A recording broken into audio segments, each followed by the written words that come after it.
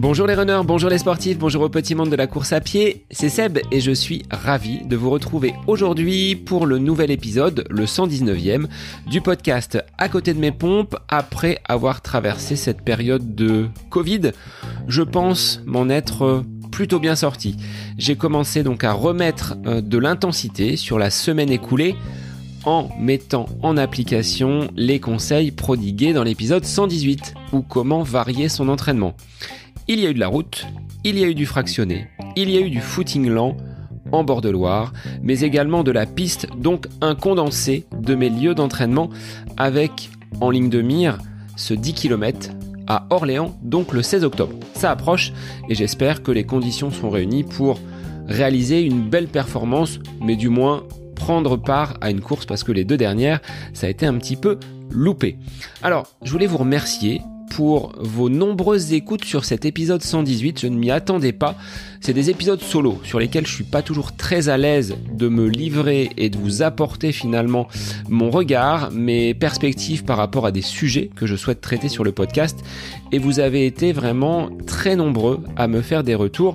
Et je voulais faire un petit clin d'œil à Jay qui, de la Nouvelle-Calédonie, m'a envoyé un petit message par Instagram en m'indiquant que mon énergie, donc elle parle de la sienne, je l'obtiens aussi de bons conseils et de personnes comme toi qui nous permettent de persévérer avec la bonne humeur et le plaisir. Merci pour tes podcasts. Eh bien, à nouveau, c'est à moi de vous remercier pour vos écoutes nombreuses, semaine après semaine.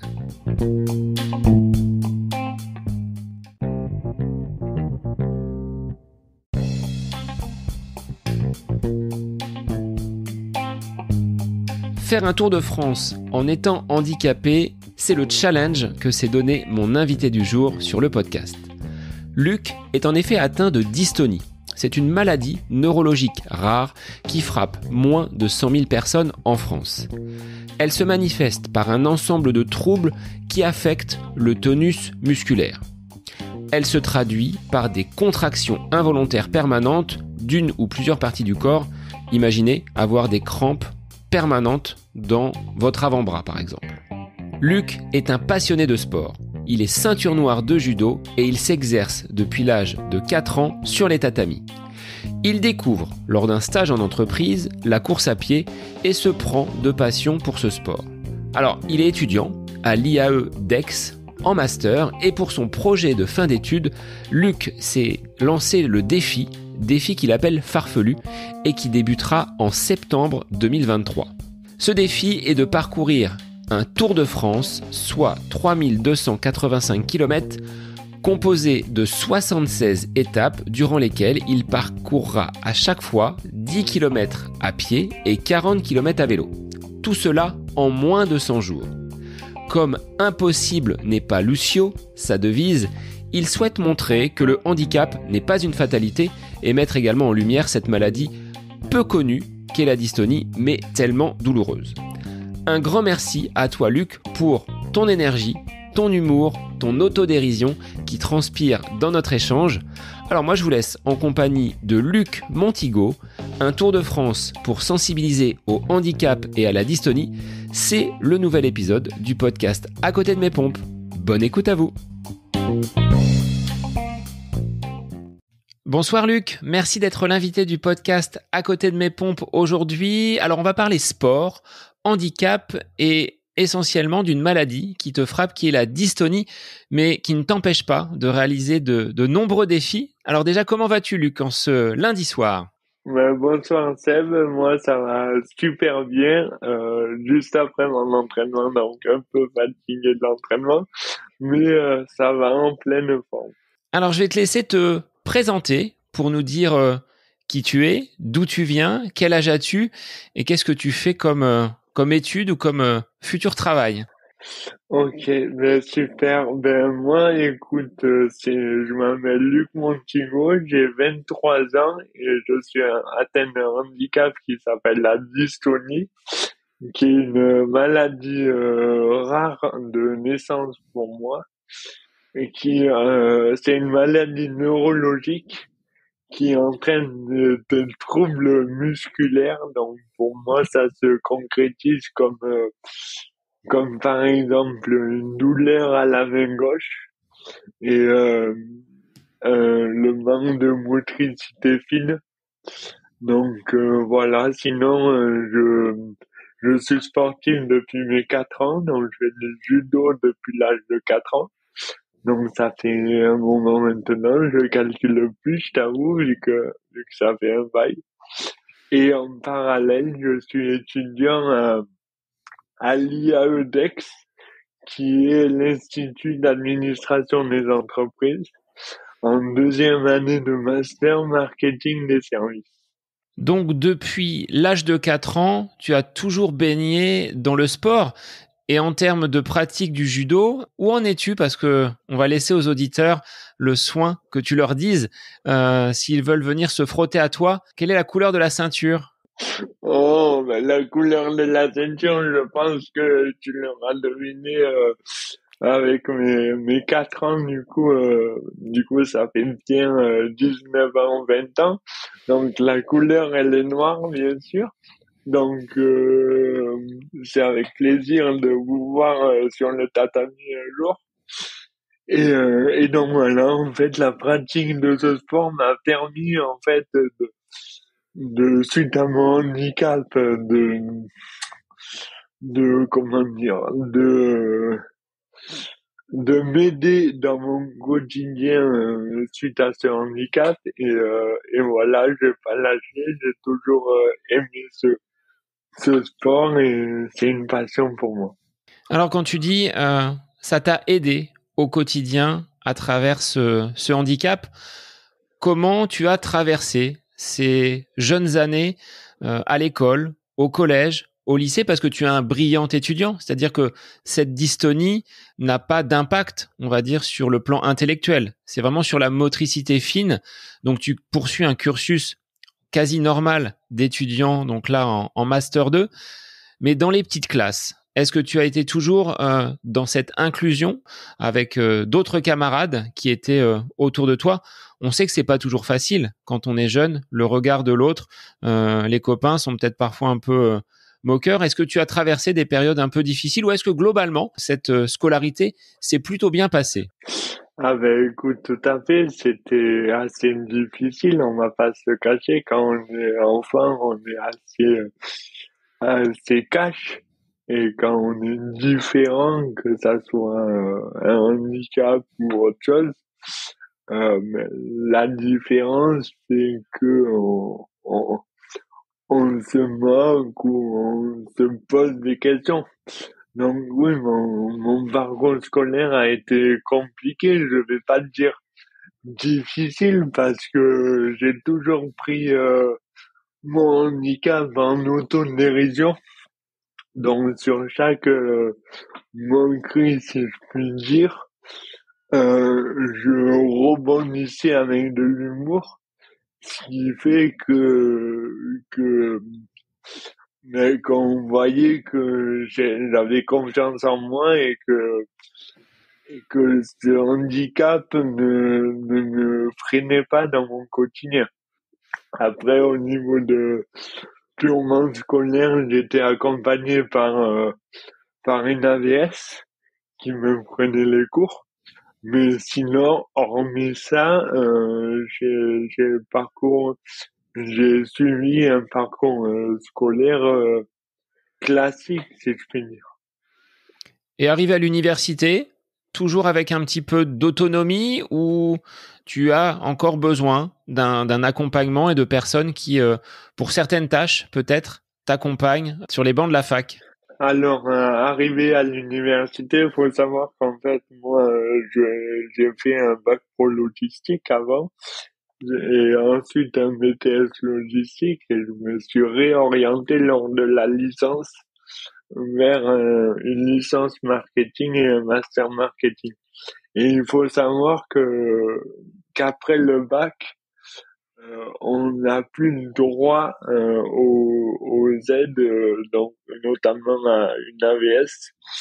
Donc ça a été un peu compliqué pour la prise de cours mais on s'aidait entre camarades pour prendre les cours d'un puis l'autre et pour réussir à avoir vraiment tout le cours en intégralité.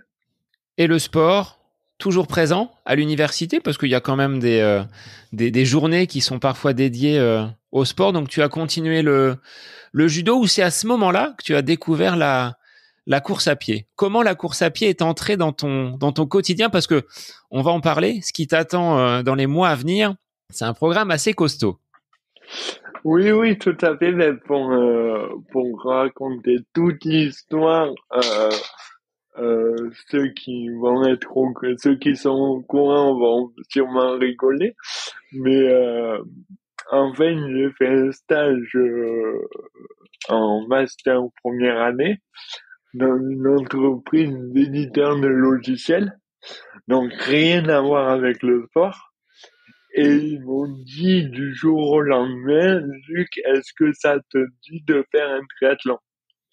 Et moi, il faut savoir que les défis un peu farfelus comme ça, j'adore ça. Donc j'ai dit oui. J'ai dit oui, il faut savoir que je savais pas nager, pas courir et très peu faire du vélo. Et donc je me suis mis à la course à pied et au vélo pour réaliser ce triathlon qui était seulement 5 mois après en fait l'annonce. Et donc seulement 5 mois après cette demande, entre guillemets, de ton entreprise de participer à un triathlon, comment ça s'est passé? Tu as réussi à courir, à nager, à pédaler, ou est-ce qu'il y a peut-être un sport que tu as mis de côté? Comment ça s'est mis en place? Alors, comment ça s'est goupillé? Il faut savoir qu'il y avait le Covid aussi à ce moment-là, donc c'était un peu particulier. Donc, on voulait vraiment se faire un triathlon à nous. Donc, on est allé sur Marseille, parce que Oriol, c'est à côté de Marseille, pour se faire un bébé triathlon, entre guillemets, entre nous. Donc là, j'ai pu tout faire, la nage, le vélo et la course à pied. Et du coup, on a dû se réinscrire. En fait, il était juste décalé par rapport au Covid. Et on s'est dit que je me sentais vraiment pas pour la natation. Donc, on s'est dit qu'on allait le faire en relais. Et j'ai pu faire la course. Donc, on a fait un S. Donc, c'était 5 kilomètres. Mon temps que j'avais fait à l'époque, si je ne dis pas de bêtises, c'était 37 minutes. Donc oui, je prends mon temps comme le cours. Mais voilà, on se l'est fait et du coup, on était tous contents, tous heureux parce que on n'était pas sportifs à la base et on a réussi à défier ce défi, à relever ce défi. Et pour l'anecdote, ce samedi, donc là où on est en train d'enregistrer le 19 septembre, donc ce samedi, on va refaire le triathlon en équipe, mais pas le S, on va faire le M. Donc je vais faire 10 kilomètres de course à pied. Alors sur tes premières sensations, première séance, toi qui n'avais jamais couru, comment avec la maladie tu as pu justement aller jusqu'au bout de ce défi? Qu'est-ce qui se passe quand tu cours? Parce que cette dystonie, tu le disais, hein, on manque de motricité fine. C'est des contractions musculaires que ton cerveau t'envoie, mais que tu ne maîtrises pas. Comment tu as pu batailler pour avancer et ne pas baisser les bras au bout de quelques mètres? Alors, mais je vais pas te cacher que ça a été beaucoup de mental. Moi, il faut savoir que toute ma vie, quasiment, c'est beaucoup de mental. Et après, c'était les premières séances, c'était difficile. Les premières séances, je me suis dit pourquoi je fais ça. Mais quand on a un but derrière et quand on a un objectif, euh, j'allais, je donnais je donnais tout, pardon, pour atteindre cet objectif et pour être content de moi derrière. Et de toute manière, j'ai envie de te dire, je m'entraînais à 5 heures du matin, donc ça peut paraître un peu fou comme ça, mais très honnêtement, je pense que c'était pour commencer la course à pied seule, au calme, et qu'il n'y ait personne autour, peut-être par rapport au jugement ou autre. Et voilà, mais j'ai toujours adoré courir le matin. Et donc, ça te permet justement d'attaquer la journée du bon pied avant d'aller à la fac. Une petite séance de course à pied et Luc est en forme après. C'est ça, prêt à tout déchirer la journée. Alors, tu parlais du regard des autres. Est-ce que, au moment où tu as commencé à courir, adulte, donc, les regards que tu as pu avoir dans les pelotons, est-ce que c'est quelque chose qui te blesse, qui t'atteint, ou est-ce que finalement, là encore, comme à l'école, c'est l'autodérision qui l'emporte? Oui, voilà, c'est l'autodérision et je pense que passer un âge, surtout dans la course à pied, qui est vraiment un sport avec beaucoup de valeur, comme la plupart des sports, et beaucoup de respect, il n'y a pas trop ce regard de jugement des autres. C'est plus moi qui me mettais peut-être la pression pour bien courir, etc. Et est-ce que cette maladie, donc qui te frappe depuis enfant, hein, tu l'as dit tout à l'heure, cette dystonie, tu ressens parfois dans la journée un gros coup de fatigue. Est-ce que ça nécessite quand même pour toi beaucoup d'efforts? Tu dis c'est le mental qui fait le gros du travail, mais physiquement, comment ça se répercute sur toi au quotidien? C'est du sport au quotidien ce que tu vis. Oui, oui, tout à fait. C'est du sport au quotidien, notamment depuis maintenant 5 ans, en fait, si tu veux. Cette maladie, elle peut entraîner d'autres formes.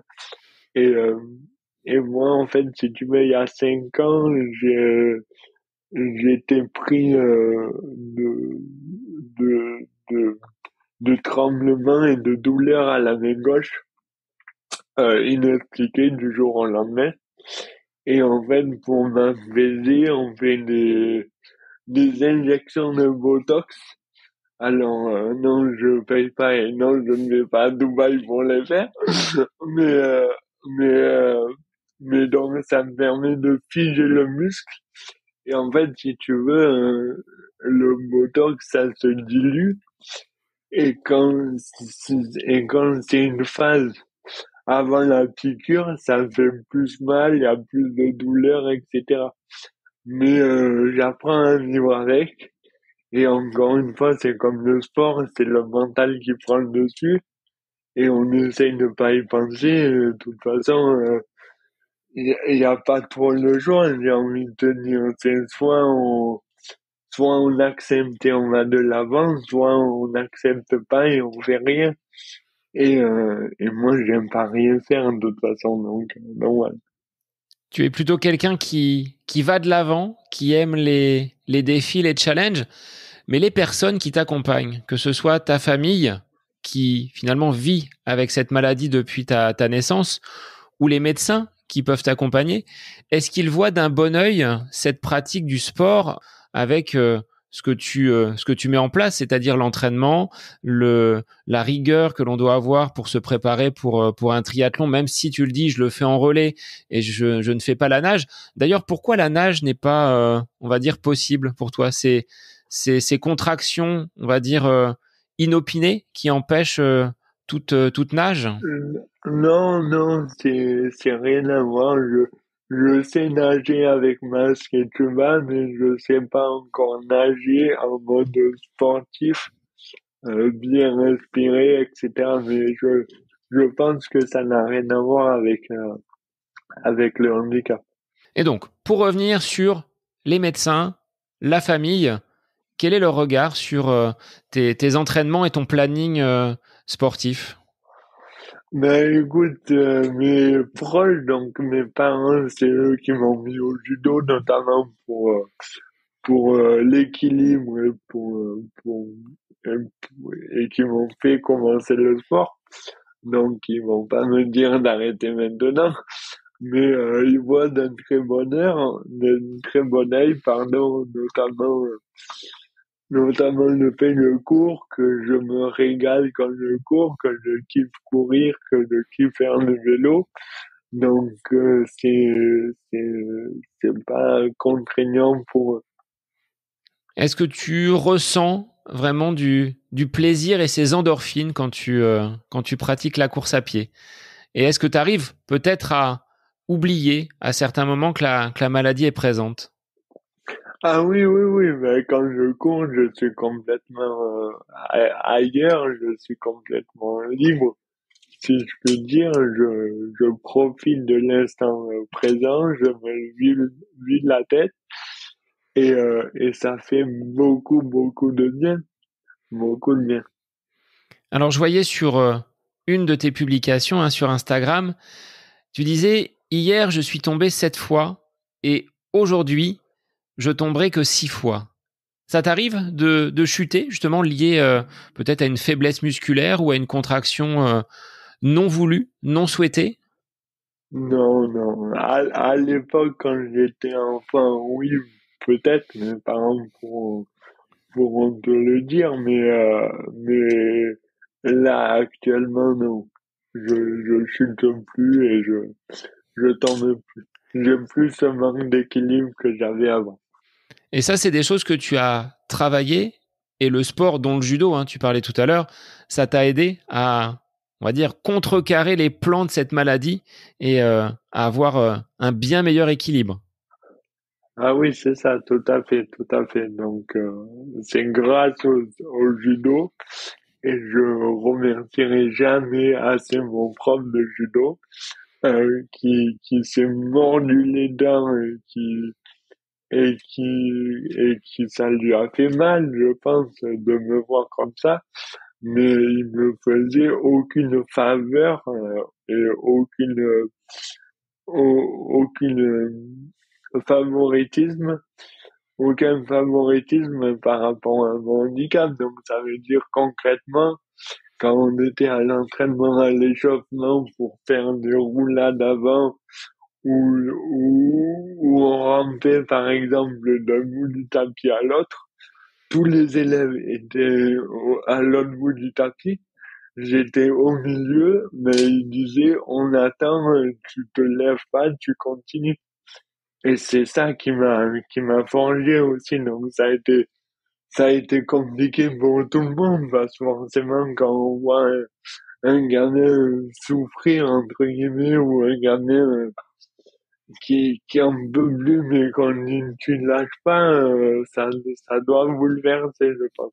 Est-ce que tu trouves que dans le sport et dans notre société, on a quand même une bonne dose d'inclusion avec des personnes handicapées, ou est-ce que c'est encore un petit peu le parent pauvre? On en parle, il faut inclure les personnes handicapées, il faut entre guillemets faire en sorte qu'elles soient intégrées dans notre société. Quel est ton regard, toi, de l'œil finalement du malade et de la maladie que tu vis avec la dystonie? Est-ce que tu valides ça? Oui, je pense qu'on est sur une bonne lancée et qu'il y a quand même des choses à faire. Il y a quand même, on doit quand même continuer sur ce point-là. Mais je pense qu'on est un pays où on, on inclut beaucoup, enfin, on commence à inclure pas mal les personnes en situation de handicap. Donc au quotidien, tu rencontres pas vraiment de difficultés? Parce que tu dis à la fac, il y a quand même une bonne entraide, des camarades qui sont là pour te prêter, euh, te prêter main forte si besoin, même si tu l'évoquais après le bac, il n'y a plus vraiment d'accompagnateur pour prendre les cours ou t'aider dans certaines tâches.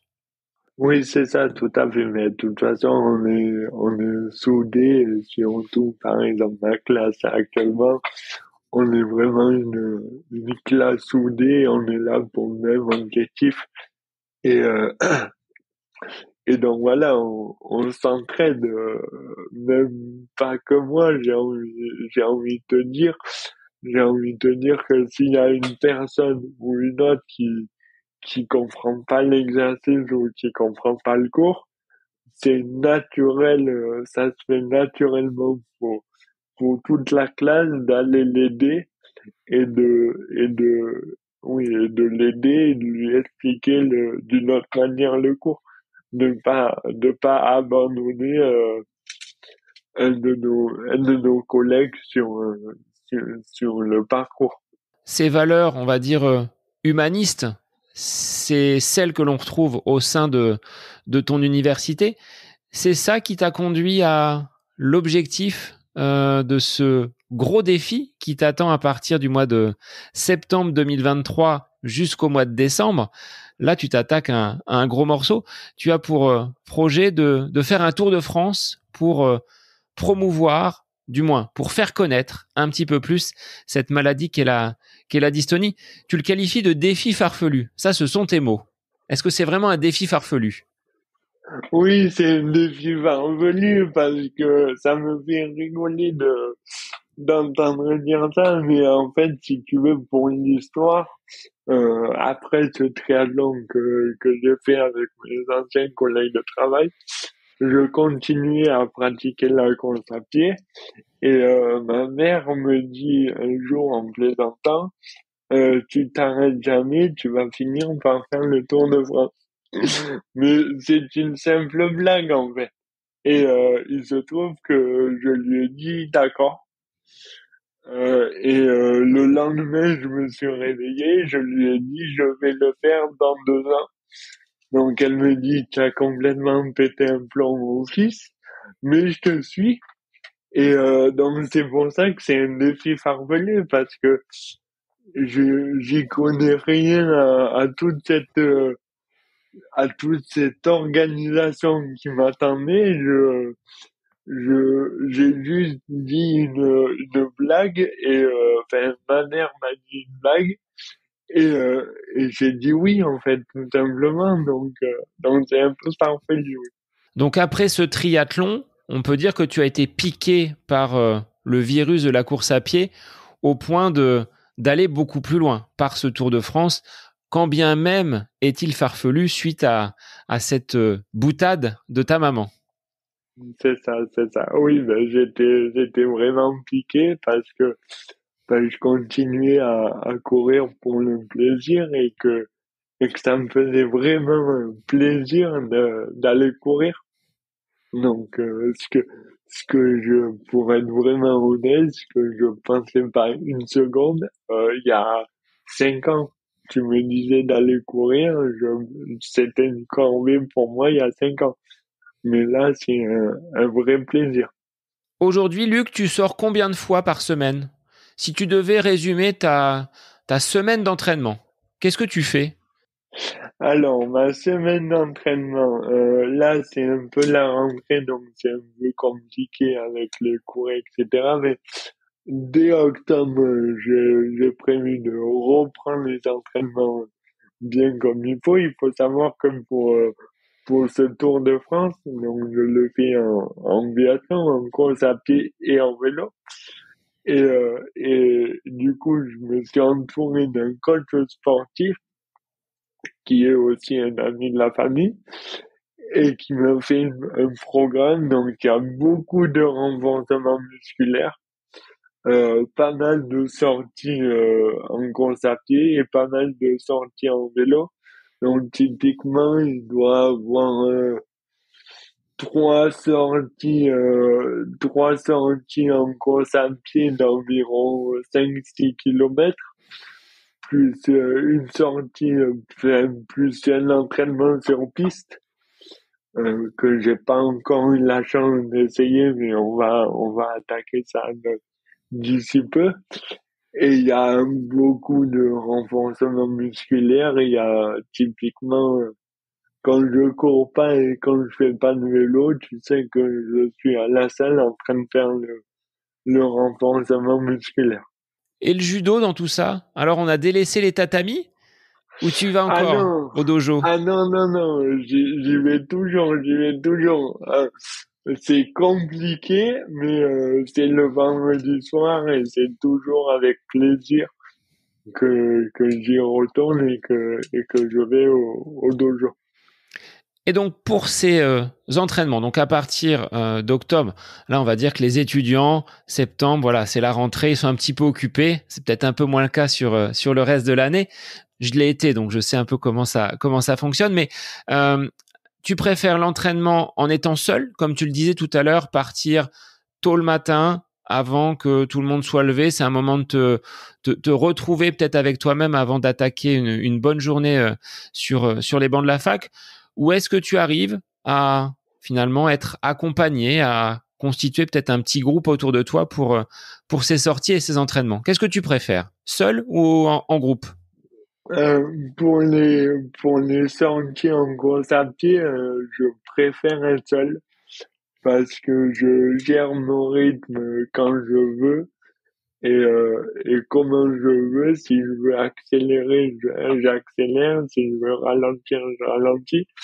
Mais j'aime aussi être accompagné parce que typiquement, pendant ce Tour de France, je vais proposer sur chaque étape d'être accompagné pendant ce tour. Donc concrètement, par exemple sur l'étape Aubagne-Aix-en-Provence, si il y a des auditeurs aux alentours d'Aubagne et Aix-en-Provence, ils s'inscrivent et ils font l'étape avec moi, course à pied et vélo, ou que course à pied ou que vélo. En termes d'étapes, ça représente combien de jours sportifs actifs entre ce mois de septembre et ce mois de décembre 2023?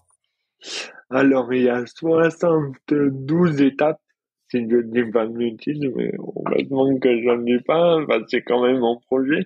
Donc, il y a 72 étapes, donc 72 jours d'activité.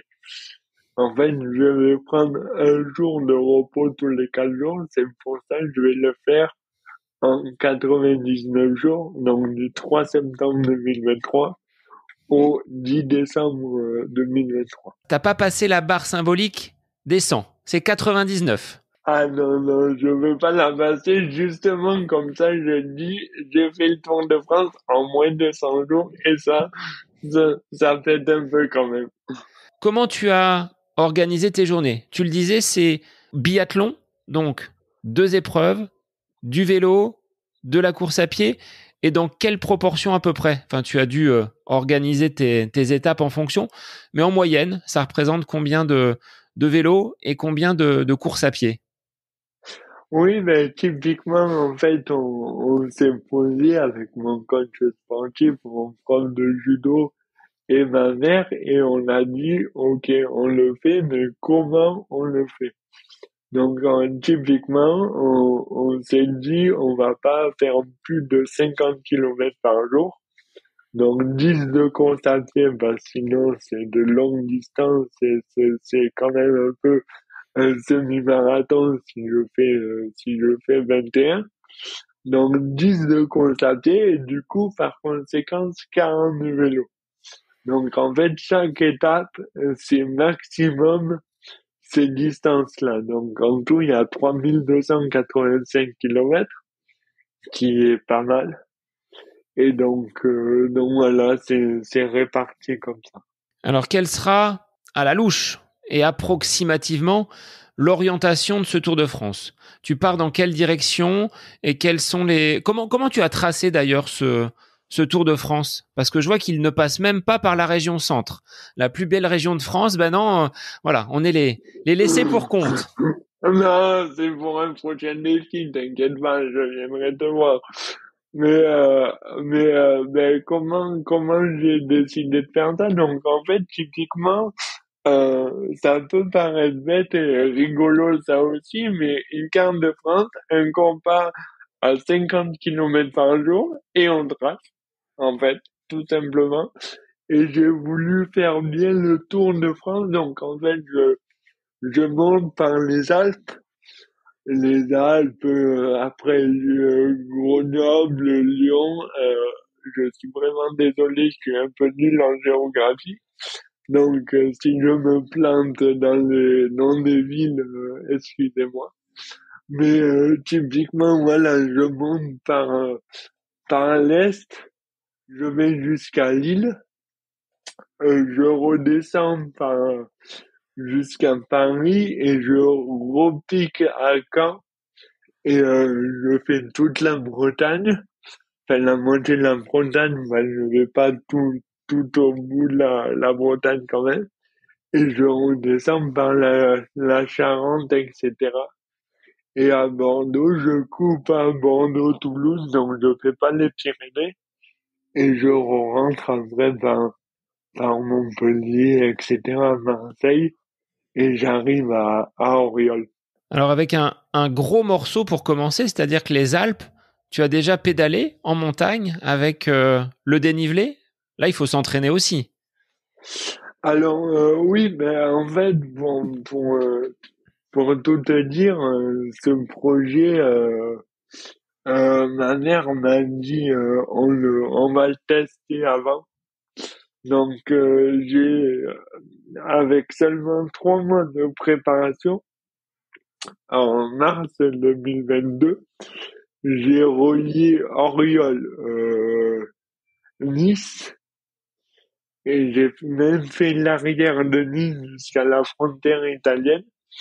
Aller-retour en conditions réelles, donc 50 kilomètres de course à pied, pardon, 50 kilomètres par jour, 10 de course à pied et 40 de vélo, avec seulement 3 mois d'entraînement de préparation physique pour voir justement comment mon corps allait réagir.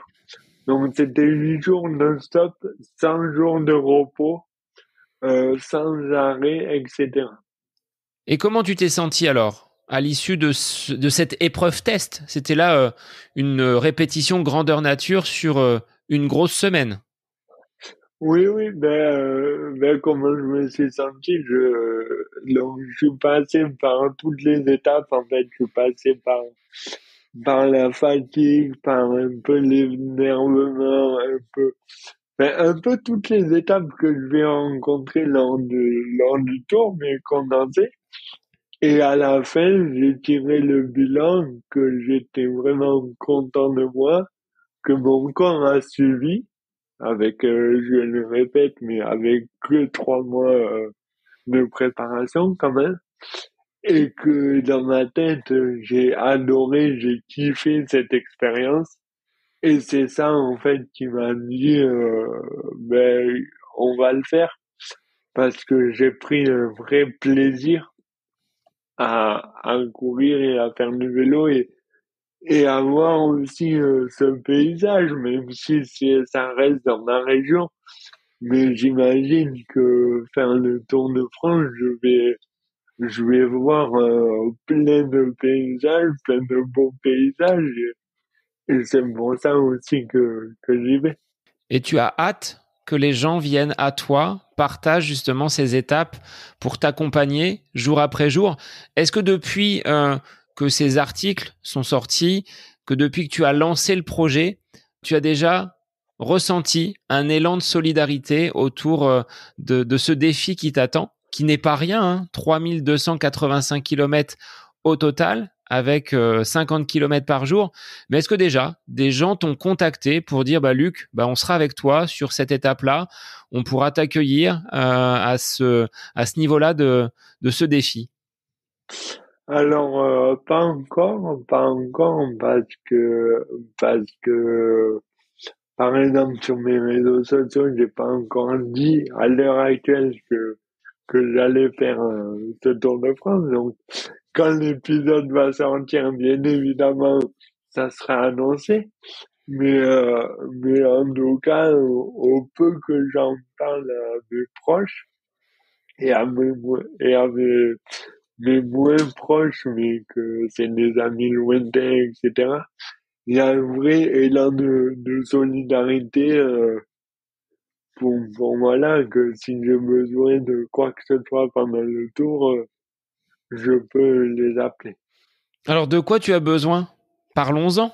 Toi qui es aux manettes de l'organisation, tu vas te loger comment? Tu vas te nourrir comment? Vous avez prévu avec ton staff, que ce soit tes coachs et ta maman, un hébergement dans chaque ville, un camping-car pour faire étape. Comment s'organise, on va dire, les backstage de cette opération Tour de France? Et oui, il faut l'organiser. Donc, c'est un double défi, en fait. Enfin, c'est vraiment un défi entrepreneurial, si je vais dire que je fais là. Donc, en fait, l'organisation, c'est très simple. Je vais avoir, une voiture balai avec une équipe technique qui va retransmettre le tour en live sur YouTube.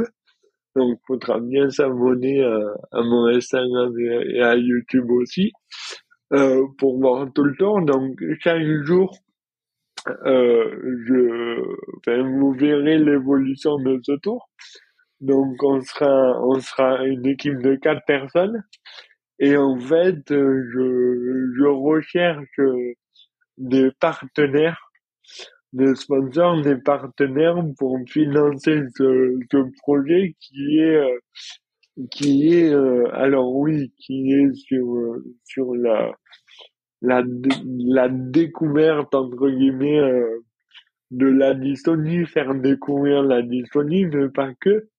C'est aussi un projet d'entreprise sur l'inclusion de personnes en situation de handicap dans les entreprises. Donc, ça a un double enjeu.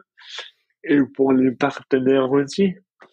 Et donc voilà, donc on va se loger dans des hôtels. Donc soit des hôtels, s'il y a des hôtels partenaires, soit ça va être des chambres d'hôtel qu'on va prendre par rapport au budget alloué qu'on a fait avant, bien évidemment. Mais, euh, mais donc voilà, il y a toute cette organisation euh, comme ça que je fais au quotidien, vraiment, que ce soit la communication, la recherche de partenaires ou la logistique, ou prévoir la logistique. Donc ça, c'est un projet qui est à la fois personnel, puisqu'il te touche directement, c'est toi l'acteur, mais tu l'intègres dans ce master, dans tes études, avec donc l'IAE d'Aix-en-Provence, qui te soutient et qui a validé. Quand tu as été les voir pour leur dire moi, mon projet de Master 2, c'est de faire un Tour de France en courant et en vélo. Ils ont dit quoi? Ils ont dit oui tout de suite ou il a fallu que tu batailles un petit peu pour les convaincre? Ils m'ont dit, tu es fou, déjà. Ils m'ont dit, tu es fou, tu es taré. Oui, en fait, ce qui s'est passé, c'est que en master première année, si tu veux, j'ai fait ce qu'on appelle une année de césure, donc une année où tu fais deux stages de 6 mois. Et un des deux stages, justement, c'était le parcours entrepreneurial par rapport à ce projet. Donc, j'ai bousculé l'école parce que un parcours entrepreneurial, normalement, c'est pour créer une entreprise, et moi, je montais un projet caritatif, de faire un projet sportif caritatif. Donc, vu que l'IAE, ils aiment beaucoup le l'entrepreneuriat, et surtout ils sont très agiles, en fait, l'IAE. Donc, quand j'ai présenté ça, Alors, je suis pas venu, j'ai pas dit, bon, mais je fais le Tour de France, aidez-moi et basta. J'ai vraiment tout établi, tout montré, tout prouvé mon travail en avant. Et c'est ça qui a fait que l'IAE sont même aujourd'hui et accepte de le faire dans le cadre de mes études. Parce qu'en plus donc du projet sportif, peut-être que tu iras à la rencontre d'écoliers, de personnes qui sont dans des associations pour présenter justement la dystonie. Ce qu'on disait, hein, c'est moins de 100 000 personnes, 75 000 en France frappées par cette maladie orpheline. Donc il y a ce message que tu veux porter. Moi, j'ai la dystonie et ça m'empêche pas de faire du sport et chaque jour de repousser mes limites, même si tu le dis, ils te prennent parfois pour un taré. Hein. Là, je reprends tes mots. Derrière, tu veux peut-être collecter des dons pour faire avancer la recherche. Comment tu vas pouvoir percevoir ces dons? C'est par le biais d'une association, par le biais de l'IAE? Comment tu vas pouvoir justement collecter ces dons qui, je l'espère, seront nombreux et pourront faire avancer les recherches sur cette maladie? Oui, donc en fait, au niveau des dons, en fait, si tu veux, il y a le financement du projet qui va être pris par les partenaires, qui va être géré par tous les partenaires du projet. Et les dons, en fait, c'est pour ça qu'il y a ce live YouTube. C'est parce que sur YouTube, on peut directement faire des dons sur la vidéo, sur le live.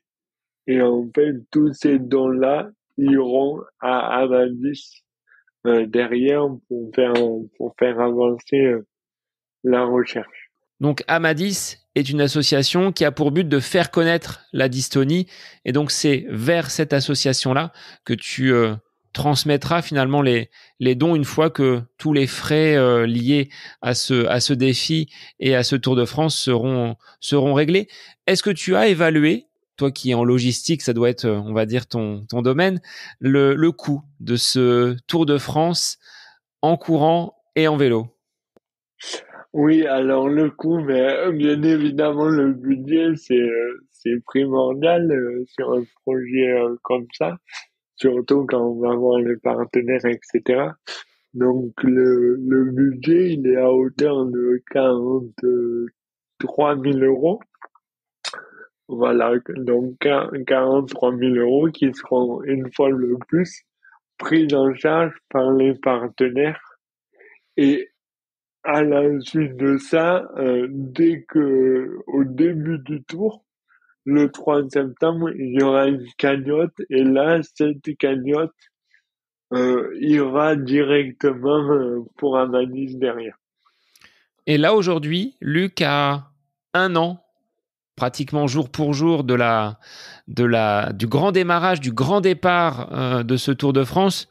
Tu en es où de ce financement? Est-ce qu'il y a déjà des personnes qui t'ont donné leur accord de principe en disant moi je te suis et je valide ce projet? Ou est-ce que tu dois encore là œuvrer, batailler pendant de nombreuses semaines pour avoir l'enveloppe globale complètement finalisée? Oui, alors j'ai eu des promesses, encore une fois, rien de signé, donc je vais pas nommer les entreprises ou les associations qui m'ont fait cette promesse-là, au cas où, on sait jamais.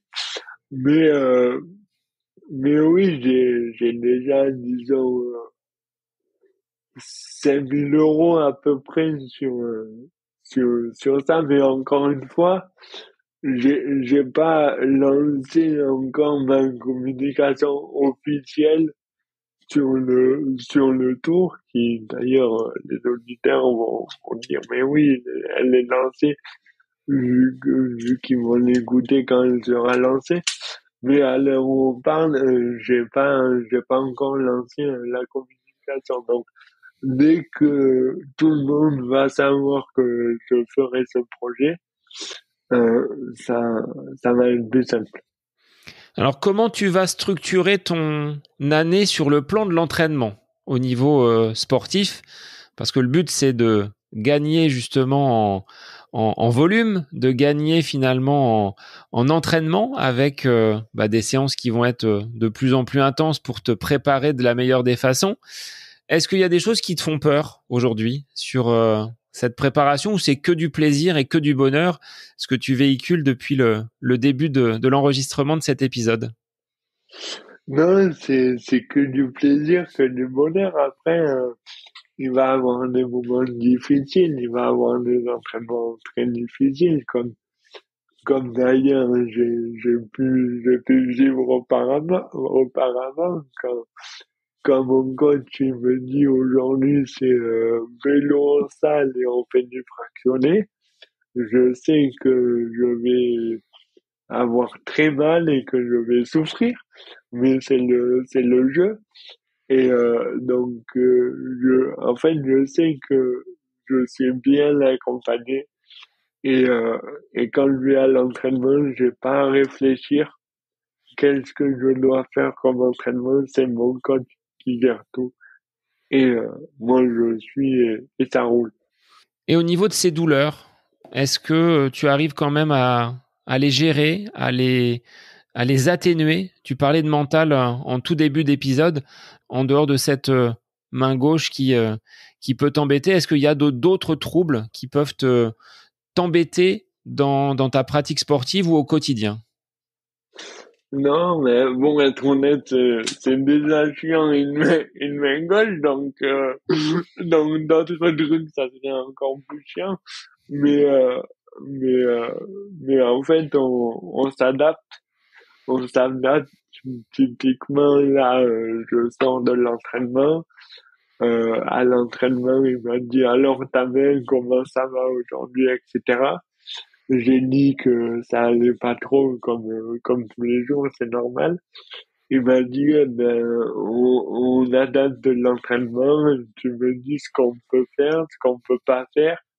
De toute façon, en adaptant, on y arrive toujours. Est-ce que tu es du genre à, alors pas baisser le bras, parce que tu vas me dire j'ai que ma main gauche et je peux pas baisser les bras. Je te vois rire là derrière l'écran. Mais est-ce que tu es plutôt du genre à passer au-delà des douleurs et à te dire bon, de toute façon c'est moi qui commande et quelles que soient les douleurs que mon corps m'inflige, j'irai de toute façon là où j'ai décidé d'aller, un petit côté un peu têtu. Ah oui, complètement, complètement. C'est pas parce que j'ai une douleur, c'est pas parce que j'ai mal, parce que je peux pas faire un truc que je vais pas le faire. Non, je vais le faire autrement, mais je vais le faire. Typiquement pour mieux cerner ma mentalité, si si si malheureusement il y a un problème lors du tour, je finis le tour en rampant. Je m'en fous. Je cours pas, je pédale pas, je rampe. Donc après c'est une image. Donc si on est qu'à Marseille, peut-être. Si on est à Paris, je pense pas que je vais ramper jusqu'à Marseille. Mais voilà, je lâcherai pas. Donc un mental d'acier, mental de gagnant, parce que en vélo, c'est peut-être moins évident. En course à pied, bon, même si ta main, elle te fait souffrir, on sait que les bras sont importants pour courir. On n'a qu'à essayer tous, là, auditeurs tels que l'on est, de courir sans les bras. On va avancer un petit peu moins vite, mais on peut quand même courir. En vélo, est-ce que ça a nécessité peut-être des adaptations, un poste de pilotage adapté pour que tu puisses peut-être reposer ta main ou passer les vitesses? Parce que si tu peux pas freiner, ça peut peut-être augurer de plus graves conséquences derrière. Oui, c'est ça. Ben, non, enfin, j'ai pas de vélo plus adapté que ça. Typiquement, on va juste penser à, avant de faire le tour, pas faire l'injection comme d'habitude juste avant de faire le tour pour que j'ai ma main qui soit active, si je puis dire. Mais hormis ça, j'ai pas d'aménagement plus que ça sur le vélo, voire même pas du tout. Est-ce que tu auras un staff médical justement par rapport à, tu le disais, hein, ces injections qui va t'accompagner sur le tour, ou est-ce que tu as déjà repéré des points stratégiques au moment des pauses, peut-être sur ces jours de repos? Comment tu vas les occuper? Vraiment pour du repos total tous les 4 jours, ou est-ce que tu as peut-être repéré des sorties, d'autres mini-projets à faire là où tu seras sur le Tour de France? Alors, pour le moment, je t'avoue que j'y ai pas encore réfléchi, mais je pense que sur mes jours de repos, je vais pas être cloîtré entre chaque mur à l'hôtel. Typiquement, s'il y a des rencontres qui se font ou même visiter la ville où je suis, ça va être la base en fait de ce que je veux faire, déjà visiter. Après, rencontrer des gens, faire pourquoi pas intervenir dans des entreprises partenaires sur chaque étape ou des écoles, etc. Je sais que, par exemple, typiquement, l'IAE-DEX, enfin l'IAE, il y en a beaucoup en France. Donc, typiquement, il y en a un à Lyon. Quand je vais m'arrêter à Lyon, je vais intervenir peut-être sûrement à l'IAE de Lyon. Donc ça, c'est déjà des points de repère que tu as posés. Et après, à voir comment cette communication va évoluer pour que tu puisses aller de rencontre en rencontre. C'est en tout cas alors je vais pas dire le mal, mais tout le bien que je te souhaite, parce que en ayant parcouru ton profil et quand on est rentré en contact, j'ai trouvé ta détermination vraiment formidable dans un contexte parfois un petit peu morose où les gens se plaignent que c'est pas possible de faire tel ou tel projet. Moi, je dirais que en te voyant, impossible n'est pas Lucio, parce que c'est ton surnom, et ça, c'est quelque chose auquel tu tiens, n'est-ce pas? C'est ça, mais impossible n'est pas l'autre chose. C'est ce que mon ami, mon agent, m'a dit, sur la ligne d'arrivée, du triathlon, de Saint-Raphaël. Elle m'a dit, mais impossible n'est pas l'autre chose. Et donc voilà. Donc, tu iras jusqu'au bout, même en rampant. Bon, on ne te souhaite pas quand même C'est ça. de Non, ramper sur bien sûr. les étapes du Tour de France. Alors moi, j'avais une petite question, Luc, un instant à côté de mes pompes, ce serait quoi pour toi? Un moment en dehors du sport où tu serais tranquille à côté de tes pompes, ce serait quoi? Mais, à côté de mes pompes, alors, pour être très honnête, ça serait le travail. J'adore travailler, j'adore apprendre de nouvelles choses, mais beaucoup aussi le repos, donc Netflix, etc. C'est mon petit péché mignon. Avant de conclure cet épisode, sur quel réseau les gens peuvent te retrouver? Quels sont les différents liens que tu peux donner aux gens? Maintenant, tu peux plus te cacher. Voilà, ça a été annoncé sur cet épisode du podcast À côté de mes pompes. La communication est lancée. C'est le point de départ aujourd'hui de ce Tour de France qui, je l'espère pour toi, permettra à d'autres personnes de venir te rencontrer et de pouvoir t'aider, chacun à notre manière dans ce défi farfelu, comme on l'a appelé tout à l'heure, et que tu iras jusqu'au bout. Mais sur quel réseau on peut te voir, on peut venir échanger avec toi pour t'accompagner, te soutenir? Mais tout simplement Instagram. Voilà, Instagram. Alors j'ai une page Facebook aussi, mais je suis majoritairement sur Instagram, donc sur le compte autour de Lucho, donc LUCIO, du coup, autour de Lucho, et donc voilà, c'est là-bas où je partage mon quotidien, mes entraînements, mes balades, mes sorties entre amis, et tout l'envers du décor aussi, qui est ce projet farfelu. Donc tu ne caches rien, mais avec une bonne dose d'humour, de bonne humeur, parfois décalée, et ça fait plaisir parce que on associe bien souvent le handicap à un côté un peu noir, un peu triste. Les gens sont parfois frappés et on ne sait pas trop comment aborder le handicap quand on a une personne en face de nous. Mais non, finalement, t'es plein de vie, plein de dynamisme, et ça fait plaisir en tout cas. Merci beaucoup. Merci beaucoup.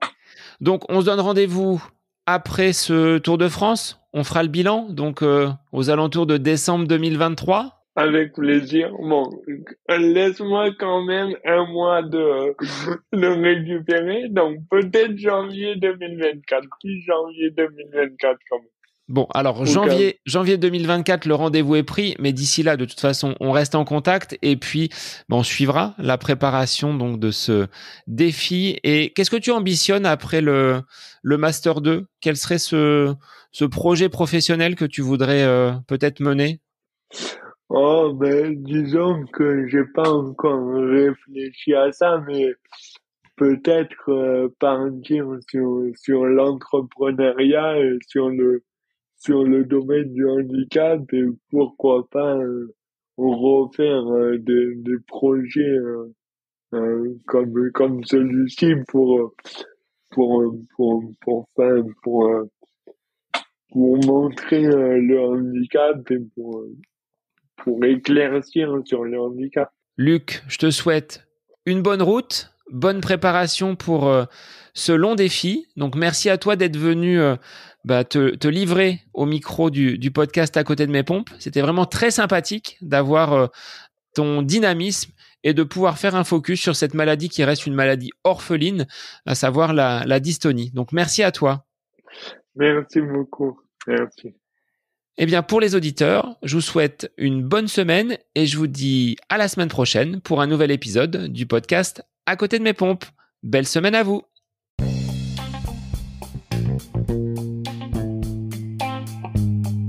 J'espère que cet épisode avec invité vous aura plu. Je vous remercie infiniment de votre écoute. Pour faire remonter le podcast dans les classements, je vous invite à laisser une petite évaluation sur Apple Podcast, 5 étoiles, un petit commentaire, ça me fera énormément plaisir et vous permettrez au podcast d'être remonté, diffusé, déployé sur ces différentes plateformes de façon plus importante encore qu'il n'est actuellement. Et puis je vous invite à me retrouver sur les différents réseaux, Facebook, Instagram. Laissez votre petit message, votre commentaire, ça me fait plaisir d'échanger avec vous.